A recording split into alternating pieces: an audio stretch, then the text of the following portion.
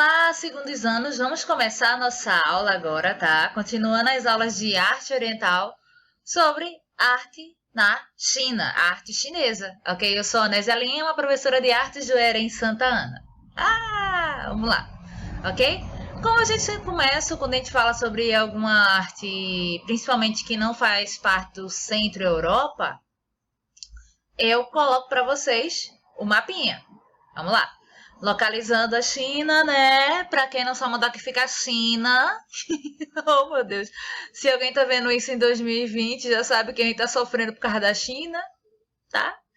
Então, a China, ela é bem um dos países maiores em questão territorial, tá? Do mundo, um dos maiores.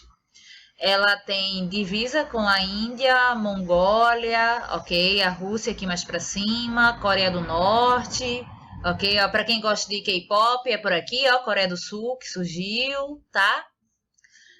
Ok? Então, aqui é Pequim, mas esse mapa como tá em inglês tá Beijing, mas é a capital da China, e a China é esse país continental que a gente vai conversar um pouquinho hoje, principalmente na sua manifestação artística, ok? Percebam que existe a divisa, tá? Aqui a Índia tem essa divisa, então lembram que eu falei para vocês que o budismo, ele como manifestação religiosa, ele começa na Índia, liderado pelo Siddhartha Gautama, e ele vai se expandir para boa parte do Oriente, chega na China e vai chegar também no Japão, que é aqui, tá? Então, só para vocês localizarem, porque a gente vai continuar vendo essas representações budistas, sendo como eu já falei delas na aula de arte indiana, eu não vou ficar repetindo, vou só fazendo a lembrança sobre isso, beleza? Então, a China, ela é um país que tem um tempo de história gigante. Ela tem mais de 3.000 anos de história contínua. Na realidade, a história da China começa quase 2.000 anos antes disso aqui. Tipo assim, é bem, bem antiga. Ela, basicamente, ó, o terceiro milênio antes de Cristo, ela começa, mais ou menos como civilização. E ela vai se concentrar aos arredores do Rio Amarelo, tá? E por isso que algumas referências dizem que o povo chinês é um povo amarelo. Eu acredito que é pela derivação do nome do rio, né? Mas como a gente sabe que as grandes civilizações elas sempre vão se estabelecer próximas de rios, o Rio Amarelo é o rio da China, ok? Lembrando que as representações de Buda na China, a gente já sabe disso, que começa com a ideia do Buda magro e depois se expande para o Buda mais gordinho, pelo budista que é representado, tá? Mas aqui tem uma representatividade de Buda, ainda bem próxima do Buda indiano, ok? E a gente vai ter a periodização da civilização chinesa através de dinastias. Como assim? A história chinesa ela é marcada, ela é dividida, ela é contada a partir das dinastias. O que é dinastia? É uma família que governa a China em determinado momento, a dinastia daquela família, e quando aquela família ela deixa de governar a China e surge uma nova família para governar, começa-se uma nova dinastia, ok? Tranquilo? Então, as dinastias chinesas que vão marcar a história, tá? Desse país gigantesco. Agora, claro, se eu fosse parar para contar todas as histórias de todas as dinastias, a gente não ia sair dessa aula talvez só em 2023. Se alguém estiver assistindo isso aí, estamos em 2020, quando eu gravo essa aula, tá? Então, não dá. Eu vou apenas localizar vocês no tempo e no espaço, as obras de arte a que dinastia pertence. Mas existe sempre uma relação da harmonia com o universo, tá? Os chineses sempre vão ter esse lado mais espiritualizado, parecido com o indiano, porque os orientais têm realmente essa relação com o espiritual muito mais difundida e difundida no cotidiano deles do que a gente do Ocidente, tá? Três grandes religiões chinesas, tá? Que é o taoísmo, o confucionismo e o budismo, como a gente já mencionou aqui. Cada um aqui vai ter uma ideia própria, uma teoria, um corpo dogmático, um corpo teórico próprio acerca do que se prega, mas essas três vão praticamente que conviver na China. Agora, só para vocês terem a relação, a referência é do taoísmo que surge aquele símbolo que vocês conhecem, que é o Yin Yang. Aquele símbolo que é metade preto, metade branco, com um pontinho branco no preto e um pontinho preto no branco. É a ideia do equilíbrio universal, né? Só para fazer a comparação básica. Não existe maldade pura, não existe bondade pura. Sempre na bondade existe um pouco de maldade, sempre na maldade existe um pouco de bondade. Então, é o equilíbrio do universo entre as forças, o yin e yang. Isso é bem, eu tô falando bem rápido porque, claro, o foco da nossa aula não é isso, mas é só para contextualizar mesmo. A arquitetura, começando, né, pra gente conversar, como muito de matriz religiosa e também política. A gente tem a Cidade Proibida, que é basicamente realmente é uma cidade, e ela é proibida porque até hoje existem edifícios que você não pode adentrar, tá? A China, ela sempre foi um país muito fechado para os estrangeiros. Ela abriu há pouco, assim, eu dizer pouco tempo, faz 200 anos que ela começou a ter um contato mais ativo com o Ocidente, né? Mas ela sempre foi muito resguardada, tá? E a cidade proibida, que foi uma cidade imperial construída entre a dinastia Ming e Qing, tá? Ela até hoje existe, é lugar de visitação de turismo, mas ainda tem determinados edifícios que você não pode adentrar. Lembrando, a China ela é de política comunista, tá? Ok? Dentro da cidade proibida, aqui 980 edifícios, e ela abrange em torno, né, de 720 mil metros quadrados. Gigante. Aqui a gente tem uma torre de sino que foi construída na dinastia Ming em 1384 e ela é o símbolo da cidade de Xi'an. Por isso que é o nome da torre, é a Torre do Sino de Xi'an. Ela possui em torno de 40 metros de altura. Então você começa a perceber que a própria estrutura, a arquitetura chinesa, ela vai ser um pouco diferente da arquitetura indiana. Ela vai ter característica própria, principalmente a utilização da madeira. A madeira vai ser base dos edifícios de construção chinesa, ok? Inclusive, para eles terem esses prédios mais antigos ainda inteiros, porque se deixou todo um tratado, tá, de arquitetura registrado de como você deve fazer um prédio tradicional chinês e de como você deve manter, né, ter a manutenção desse edifício, porque madeira é um material muito frágil. Então, se deteriora com o tempo mais rápido. Então, para você preservar esses prédios mais antigos. Tranquilo? Vamos lá? Aqui é uma outra arquitetura. Esse é um pagode. Eu sei que na sala de aula o pessoal brinca quando vê esse nome. Pagode, é pagode, é pagode. Mas o pagode é o nome de um templo religioso chinês. Então, se aparecer em algum lugar pagode chinês, já saibam que é um templo religioso. Não sei se vocês conseguem perceber, porque essa imagem deve, se você ampliar talvez mais a tela ou pegar o material e ampliar, você percebe que existe uma estátua de Buda no primeiro andar desse templo aqui, ó. Uma coisa interessante, tanto na China como no Japão, a religiosidade ela vai ser bem misturada. Por exemplo, dentro das casas vai ter os diferentes símbolos religiosos coexistindo. Eu acho muito legal isso. Falar de arquitetura chinesa, a gente não pode esquecer de falar dela, né? A Grande Muralha da China, que ela tem uma função militar, ok? Ela é uma estrutura criada para defender a China das invasões.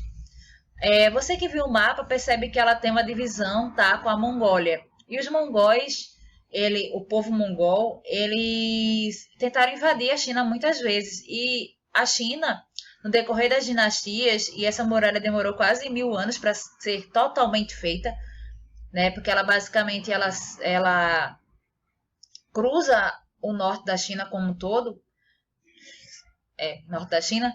Então, ela demorou muito tempo para ser feita e para proteção dessas invasões. Então, é uma arquitetura militar de proteção para crianças. Então, ela tem uma função de defender a China dos invasores. Tranquilo? E uma coisa, não se dá para ver ela da Lua. O pessoal fica dizendo curiosidades, dá para ver a muralha da China da Lua? Dá não, tá? Pessoas já quebraram esse mito, tá? Escultura. A escultura de base chinesa, ela vai ser funerária religiosa, tá? Lembrando que eu estou trabalhando a parte de arte nesse momento aqui mais tradicional. Esse aqui é um cavalo que foi construído na dinastia Han, tá? É um cavalo de bronze, então é um cavalo de uma escultura metálica, ok? Percebe que a própria expressividade do cavalo é bem interessante.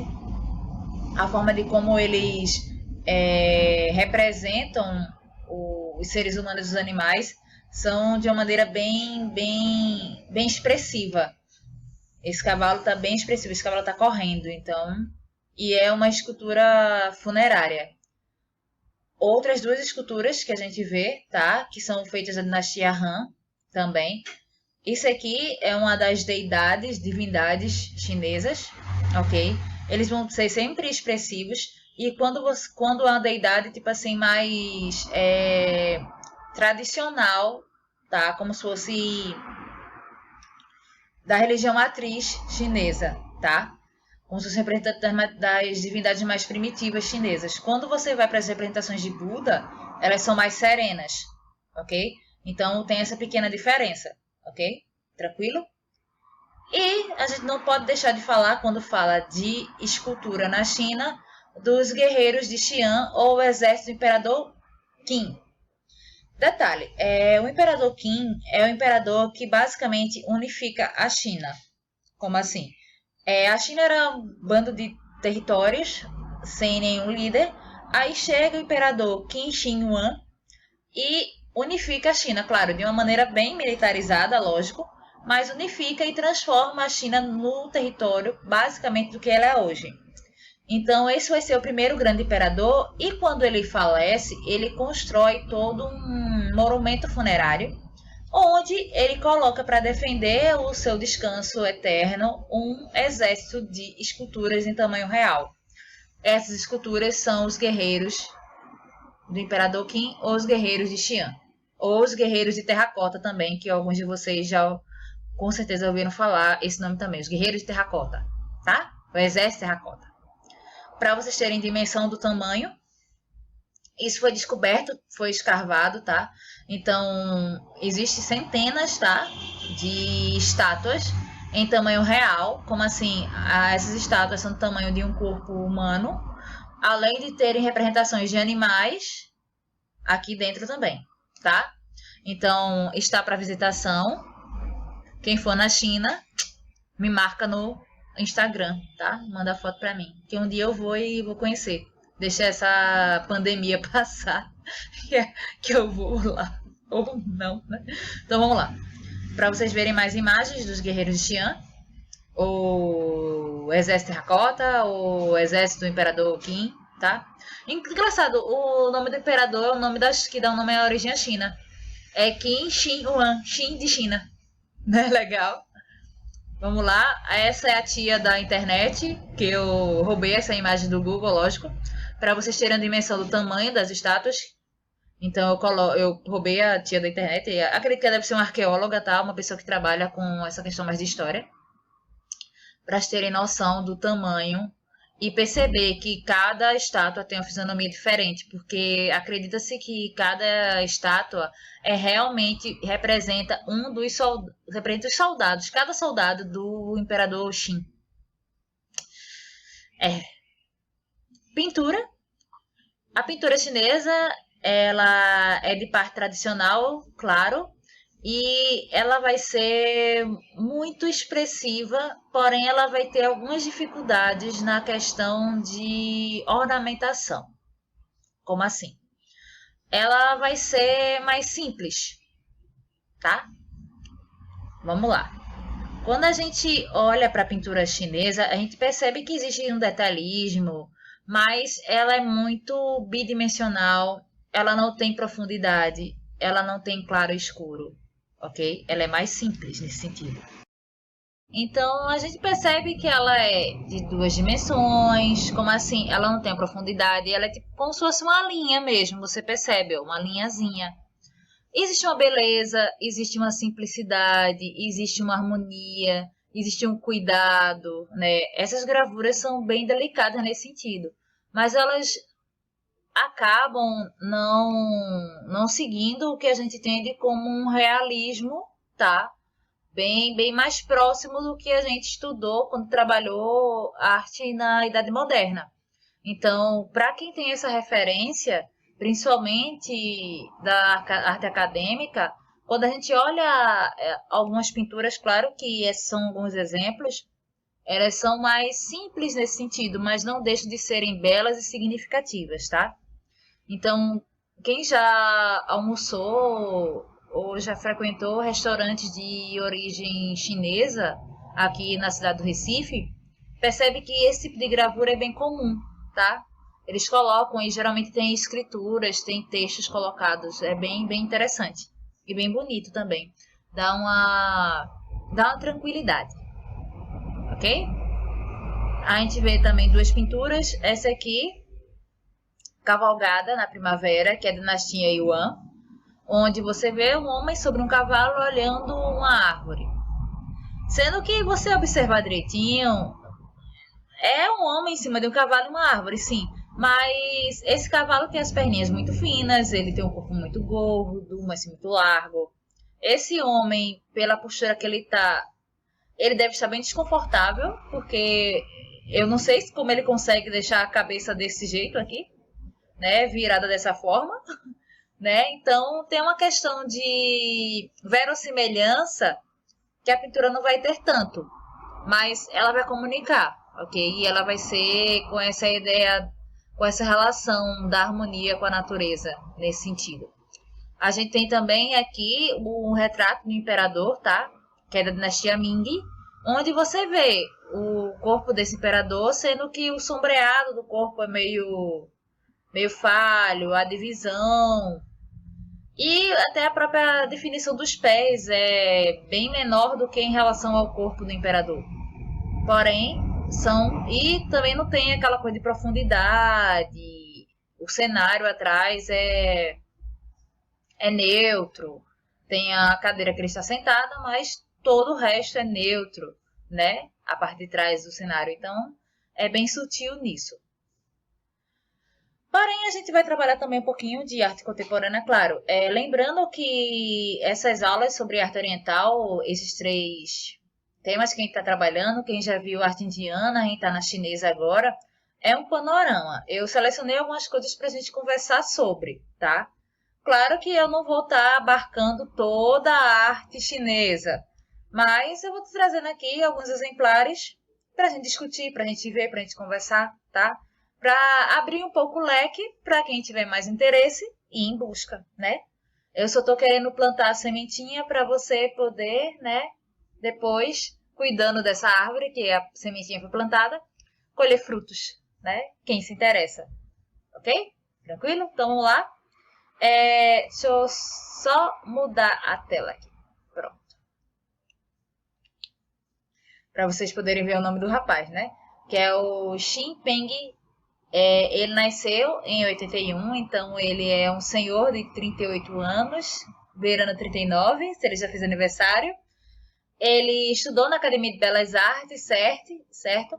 E ele é um dos fotógrafos mais renomados e mais conhecidos desse expoente dessa fotografia, dessa arte contemporânea chinesa. Tá? Subindo. Adoro esse negócio, é muito legal. Então, a manipulação digital, ele faz... Como assim manipulação digital? Para quem conhece fotografia, sabe que a fotografia, né? A gente pega a máquina fotográfica, lógico, né? Ou um celular, certo? Tira foto. Sendo que a fotografia não é só essa ação de você escolher um determinado lugar, momento, pessoa para ser fotografado. Você pode manipular. É o que a gente também chama de edição. Onde vocês conhecem Photoshop e outras plataformas que ajudam nessa manipulação. Então ele manipula essas fotografias e transforma elas em um universo quase que a gente pode chamar de surreal. Como assim? Ele coloca elementos na fotografia que deixam ela próximas de uma realidade de sonho, ilusória, quase um realismo fantástico. Ele coloca, por exemplo, vamos lá para as fotografias, né? Que essa é relacionar uma realidade com a ficção, tá? Nessa manipulação. Então ele pega a realidade, porém ele transforma essa realidade em uma forma que você reconhece o que está sendo colocado, mas reconhece que aquilo não existiria no mundo real, ok? É o que eu tenho chamado de realismo fantástico, de surrealismo, que inclusive surrealismo é um dos movimentos que a gente trabalha no terceiro ano, tá?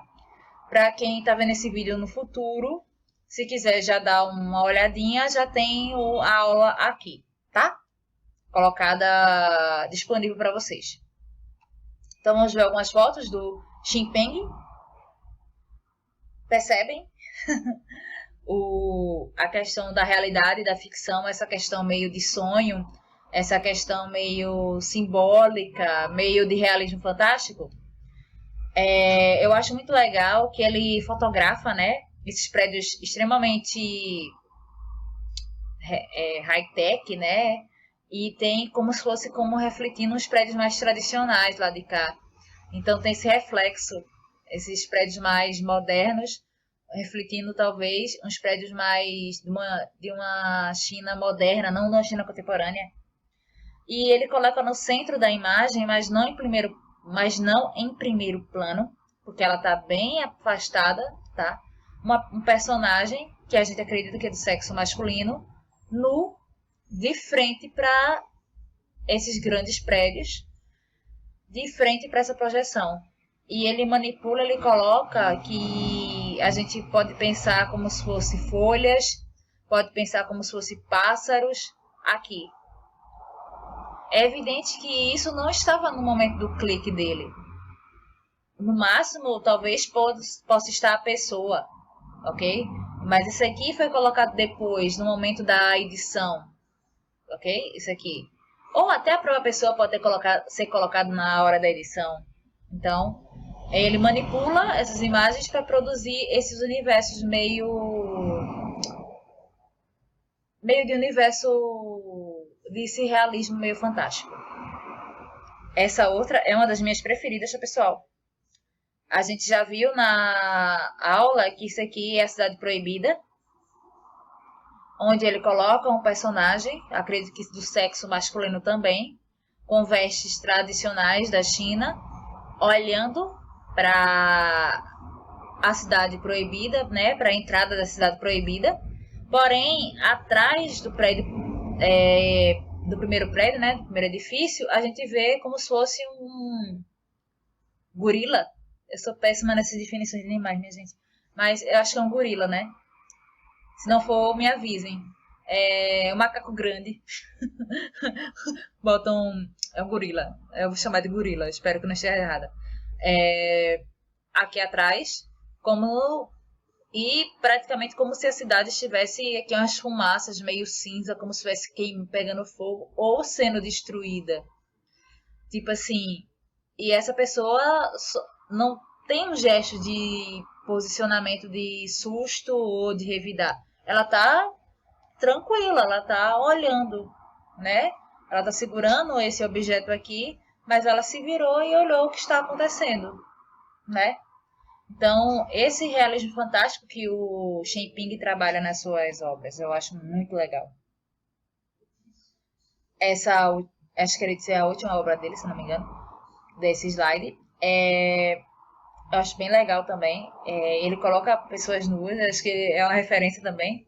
Porém, uma coisa importante, o nu nas obras dele, nessas duas que a gente viu, a primeira e essa terceira aqui, não é um nu que a gente olha e fica assim incomodado, entende? É um nu muito sutil, é um nu muito a gente sabe que é um nu, mas não é um nu que choca, né? Porque a nossa sociedade ainda tem todo um complexo. E a gente tá falando de China, né? E China também tem toda uma estrutura muito tradicional, enraizada na cultura deles. Mas não é um nu que choca. Porém, talvez a relação que são colocados os personagens da cena, a gente pense um pouco. Porque ele coloca mulheres, né? Como se fossem mariposas voando, e homens, que a gente consegue identificar a questão do gênero pela estrutura corporal, tá?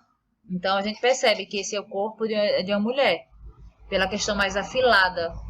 E esses corpos mais largos, mais quadrados, de homens. Homens como se fosse caçando mariposas, caçando mulheres. Então, isso aqui com certeza não estaria voando na época, na hora que ele tirou a foto. Eu acredito que ele tirou a foto da paisagem, fez a manipulação deixando o gramado mais verde, o céu com esses tons de azul diferenciado e foi colocando esses personagens que ele deve ter fotografado e editado, colocado sobre a imagem, que dá essa obra de arte que a gente está vendo aqui, tá? Ok? Então, a gente termina aqui. Beijo a todas e até a próxima aula, que a gente vai trabalhar, já viram spoiler? Arte japonesa, tá? Beijo a todos.